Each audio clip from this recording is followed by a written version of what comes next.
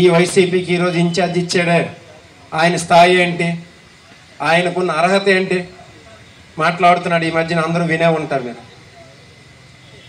ఆయనకున్న స్థాయి గురించి ఒక్కసారి మాట్లాడదాము. వాళ్ళ మామనే ఒక వ్యక్తి లేకపోతే ఆయన ఊర్లో ఒక గ్రామ సర్పంచ్ కూడా గెలవలేని పరిస్థితి.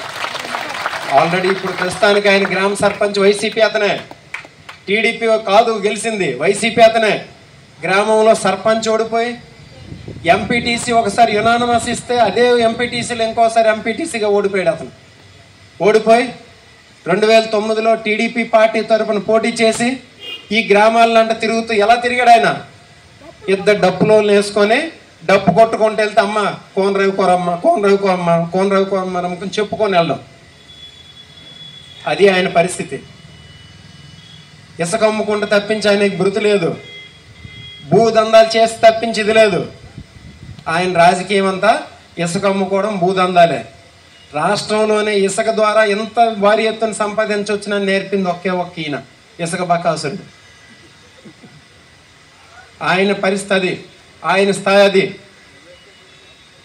నేను చెప్తున్నాను, ఒక ఆయన అనడం కాదు, నేనే చెప్తున్నాను. సామాన్యుడు, నేను సామాన్యుడిని, మీలాంటి వాడినే. ఏం సామాన్యుడి ముందుకు రాకూడదా? సామాన్యుడి ముందుకు వచ్చి నేను రాజకీయం చేస్తాను అనకూడదా? చెప్పండి అందరూ ముక్త కంఠంతో కదా. ఎటువంటి వెనక మా నాన్నేటి ఎమ్మెల్యే కాదు, మా తాతేటి ఎంపీ కాదు, స్వయం కృషితో ఇక్కడున్న కార్యకర్తల్ని, జగన్మోహన్ రెడ్డి గారిని, ప్రజల్ని నమ్ముకొని గత సంవత్సరాలుగా ఇక్కడ ఉండి ఈరోజు నియోజకవర్గ ఇన్ఛార్జిగా నిల్చున్నటువంటి స్వయం కృషితో వచ్చినటువంటి వ్యక్తిని. అది నా స్థాయి. మీ మామ లేకపోతే ఉప్పు అమ్ముకోవడానికి పనికిరావు నువ్వు, అది నీ స్థాయి కాదు. నిజమా కాదా? అది స్థాయి గురించి మాట్లాడుతున్నా. ఇంకా అర్హత. రాజకీయం అంటే భూదందాలు, ఇసుక దందాలు కాదు. రాజకీయం అని అంటే ప్రజల తాలూకా మనసు తెలుసుకోవాలి, ప్రజల తాలూకా బాగోగులు, ఎలా ఆంధ్రవలస నియోజకవర్గానికి ఏం చేస్తే బాగుపడద్దని తెలుసుకోవాలి. గత 20 సంవత్సరాలుగా ఈ జిల్లాలోనే ఉన్నాను, ఈ నియోజకవర్గంలోనే ఉన్నాను.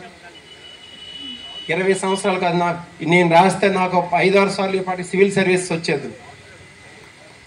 అంటే చెప్తున్నాను, 20 సంవత్సరాలుగా ఈ జిల్లా తాలూకా, ఈ నియోజకవర్గ తాలూకా భౌగోళిక స్వరూపాలు, నైసర్గిక స్వరూపం, ఈ నియోజకవర్గానికి ఏం చేస్తే ప్రజల తాలూకు జీవన ప్రమాణాలు పెరుగుతాయి అని ఒక అవగాహన తెచ్చుకొని ఉన్నటువంటి వ్యక్తిని నేను. ఇంటర్మీడియట్ 12 సబ్జెక్టులు పోయి నేను చదువుకున్న ఇన్స్టిట్యూట్ కనీసం గేట్లు కూడా తాకే అర్హత లేనటువంటి వ్యక్తి నువ్వు అర్హత గురించి మాట్లాడతావా? అది నీ అర్హత, ఇది నా అర్హత. సో ఇవన్నీ ఎందుకు చెప్తున్నానంటే వీళ్ళు ఏం లేదు. ఇప్పుడు ప్రజలకి ఒక భావన ఉంది, అదేంటి భావన అంటే అందరికీ తెలుసు. ఇప్పుడు బయటకు వచ్చింది కాబట్టి ప్రజలు ఏం చేయాలో చేస్తారు. అయితే ఈ లోపు ఏం చేస్తారు, వాళ్ళకున్న ఏంటి, మన మీద ఏం అవినీతి ఆరోపణలు చేసేలేరు, ఇంకొక ఆరోపణలు చేసేలేరు. ఇలా ఏదో కించిపరచడం అనమాట, ఇలా తక్కువ చేసి మాట్లాడడం, చులకన చేసి మాట్లాడడం. దానివల్ల ఏమైపోదు. వాళ్ళు అలా చులకన చేస్తున్నారంటేనే మనం ఎంత బలంగా ఉన్నాం అర్థం చేసుకోండి. ఆయన దిగజారిపోయి మాట్లాడుతున్నాడు అంటేనే మనం బలంగా ఉన్నామని ఆలోచించాలి. ఈ నియోజకవర్గం ఎప్పటి నుండి కాంగ్రెస్ నియోజకవర్గం, తర్వాత వైసీపీకి వచ్చింది.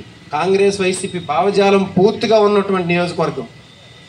ఖచ్చితంగా రేపు పొద్దున మనం జరగబోయే ఎన్నికల్లో గెలుస్తాం, గెలిచి తీరుతాం. జగన్మోహన్ రెడ్డి గారికి ఆందోళనవలసిన బహుమతిగా అందిస్తాం. ఏంటంటే ప్రజల తాలూకు అందరూ